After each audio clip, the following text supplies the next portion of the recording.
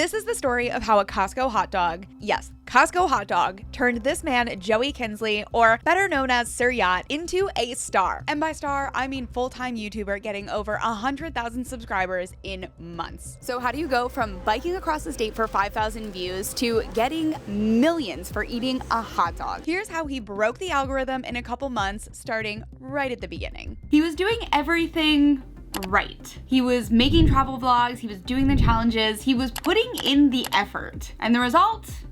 Well, he was stuck in 5K view purgatory. We haven't gone anywhere. we haven't done anything. What? But then something clicked. He stopped trying to be a travel vlogger and then accidentally became a fast food economist. And I bet he's never heard that one before. He went to Costco, he bought a $1.50 hot dog, and then decided to eat nothing else for the entire week. This might be the weirdest and most economically efficient challenge I've done yet. Let's do this. This video didn't just blow up. This video hit the ceiling. And because of that, he hit 100,000 subscribers in 2 months. Not because he filmed more, but because he started turning his fast food meals into entertainment. This is Joey Kinsley, better known as Sir Yacht, and there's probably a high chance you've seen him on your homepage. Maybe it was the Costco challenge, or maybe it was him trying everything at Chili's. The real question here is, how did switching from travel vlogs to food challenges become one of the smartest moves on the platform? Well, it's because it's not really an eating channel. So let's break it down. First, to understand the genius of the hot dog, you must understand the failure of the bicycle. Take a look at his early videos right here. Real quick, in 5 seconds, can you tell me what his channel is about? Yeah. Me neither. Because the problem with that is Sir Yacht was never really a travel creator, but he also wasn't really a challenge creator. It looked like he had a niche, and probably to him it felt like he had a niche, but the reality is he didn't. Obviously you can succeed in travel, but the obvious is that you kind of need an insane budget, endless cinematic shots, and a unique personality hook. Maybe even a storytelling angle that nobody is doing yet, or preferably all of the above. Without those, your videos just completely disappear like a grain of salt in the ocean. The ocean is YouTube. But Sir Yacht wasn't doing that kind of travel, but he also wasn't doing pure challenge content either. He was kind of awkwardly somewhere in between, and definitely a place that is relatable to most creators. One upload was a haunted prison that he found, and then followed by biking across an entire state, to doing something with a teddy bear, and then of course back to travel again. For him, it was probably fun, it was chaotic, it was creative. This is a place that a lot of creators like to be in. You get to do whatever you want. That's one of the best parts about being on YouTube. For the algorithm though, confusing. No, no, no, no, no. Shut it down. Whew.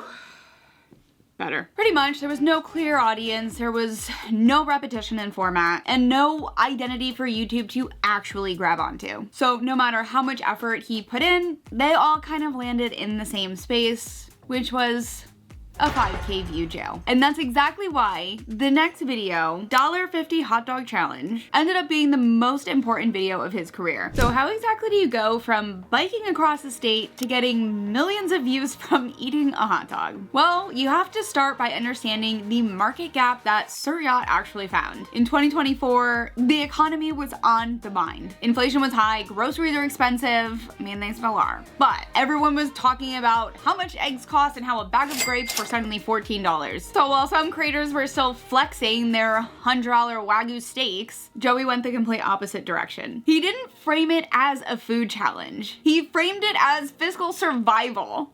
But obviously in a sarcastic and funny way, of course. I had started posting recap videos of my journey on social media where a lot of people called me a hero and said I was solving inflation. Guys, I'm just eating a Costco hot dog meal. Also, the bar is so low in this country to do something. That alone made this Costco video feel so different than everybody's uploads. And because he committed to the bit, he brought data to the table in none other than spreadsheet form. I had eaten 29 hot dogs for a grand total of $43.50, which is 1/4 of what the average millennial spends on food a week. Look at that math. $43 a week. That's not a real number in 2024. By presenting this as a financial hack, he actually gave his audience permission to slip out and eat hot dogs in this spiraling economy. Because it's not just a meal.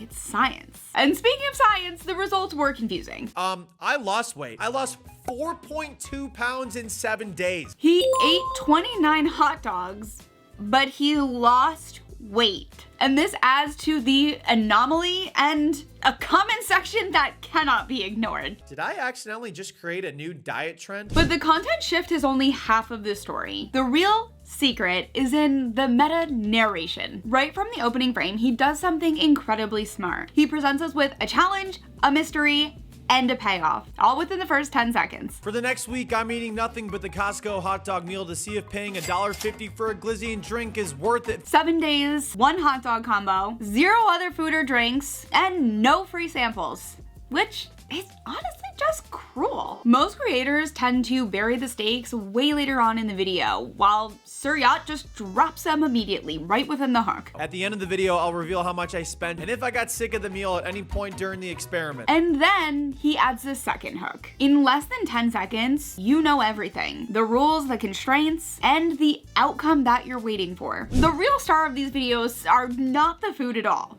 It's the commentary by Joey himself. Do you ever get that feeling where it's like a war is happening in your stomach? Thank you, Tums and Pepto-Bismol. You saved my life during this glizzy experiment. This is not a paid advertisement, but it should be. This is the commentary loophole that I'm talking about. He keeps narrating the absurdity like he's fully aware of how dumb this whole thing is. He's not giving you a polished food review. He's giving you this stream of consciousness that makes you feel like you're just friends hanging out. I might get chronic diarrhea while doing it, but I'm still gonna finish it. It feels so good to be back here because I can eat fresh hot dogs today. Do not try this at home. I am a professional dumbass. He turns throwaway moments into jokes and honestly roasts himself through the entire video. And I think that's what viewers are really latching onto. It's not the hot dog. It's the commentary, the personality, and the unfiltered humor. But also the format that he follows is stupidly simple. Yes, you heard me. And it's stupidly watchable. Most challenge creators stress about complicated rules, constant filming, high production, and dramatic editing. Suryat does none of that. His format is basically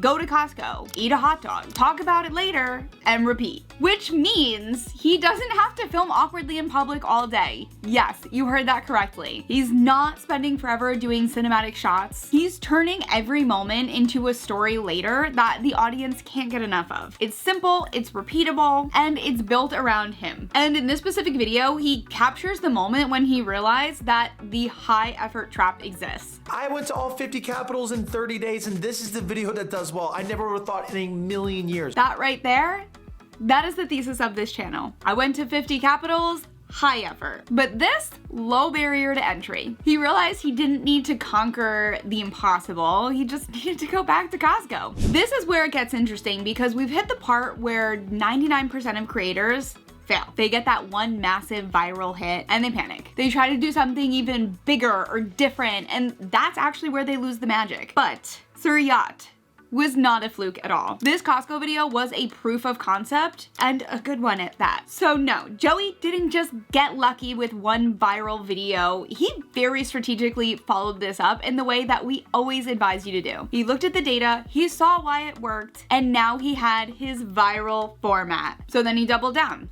Hard. His simple Costco formula is as follows: a simple challenge, chaotic commentary, and relatable economic angle. Look at the uploads following the Costco explosion. February 24th, I ate nothing but Skyline Chili, 1.4 million views. May 17th, I ate endless shrimp at Red Lobster, 1.9 million views. June 1st, I ate nothing but In-N-Out for 1 week, 2.5 million views. Each one follows the exact same template. Absurdly simple premise. Just basically, can I survive on this for X amount of time? Then we have Joey's chaotic commentary carrying the story. Not the eating, not the environment, the commentary. Followed by low friction filming. When we look at it, half of the video is him talking about it after, not filmed in public. There's a natural built-in curiosity hook, which is what would happen if somebody actually did this? And then of course, economic relatability. Everyone understands eating fast food is cheap. Everyone knows what inflation feels like. And everyone loves a good deal. But that's not where his genius ends. Because this is when he realized the secret sauce was not the hot dog. It was about brand piggybacking. When he was making travel vlogs about towns that nobody has heard of, nobody clicked because nobody's heard of it. Everybody's been to a Chili's. Chili's, an American institution for families, divorced dads that love Creed, and stupid challenge creators like me that also love Creed. And just about everybody has an opinion on IKEA meatballs. I'm just here for the balls. My opinion is they're delicious. I could eat a meatball. By centering his challenges around massive, nostalgic American franchises, he wasn't just making a food video, but he was kind of tapping into like a cultural memory. And then he started to treat these restaurants like video games that you needed to beat. The audience stayed because with the final boss being his digestive system, who would finally win? I personally love it because I'm a menace to society, but we'll see if that opinion holds true after today. This is where Suryat became Suryat. Not because he ate weird things, maybe a little bit, but because he found a formula that he could deliver on. So the real lesson here is you don't need a bigger idea. You need a clear identity. You don't need a giant budget. You don't need insane production. You don't even need to reinvent yourself with every upload. What you need is to find a formula that feels natural to make, gives viewers a predictable reason to click, and of course gives YouTube a signal of who to recommend this content to. And when you find that,